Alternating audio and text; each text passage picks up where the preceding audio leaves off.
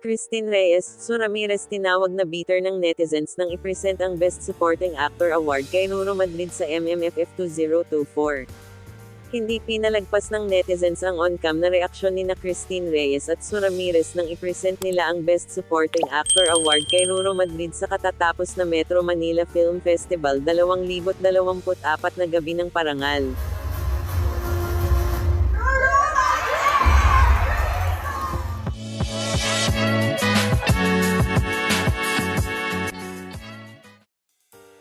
Nang makita sa ang pangalan ng nagwagi, napanganga si Christine na tila hindi makapaniwala sa nakasulat sa laman ng envelope habang tila nalungkot naman si Su.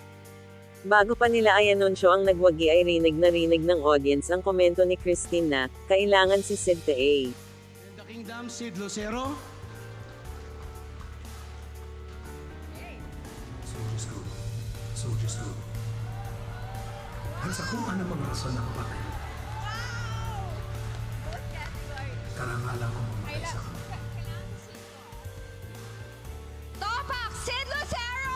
Nanalo si Ruro para sa pelikulang, Green Bones, at kabilang sa mga hindi pinalad sa award ay sina Jong Hilario, Kokoy De Santos, David Ezra, at Sid Lucero.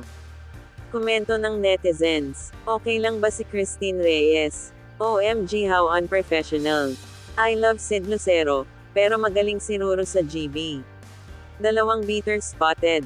Congrats Ruro Madrid. Best Supporting Actor. Medyo bastos si Su at Christine while saying the nominees for Best Supporting Actor. Lalo na sa cast ng And the Breadwinner is. I'm disappointed. Walang class. Ang simple lang magbabasa lang hindi pa nagawa ng tama.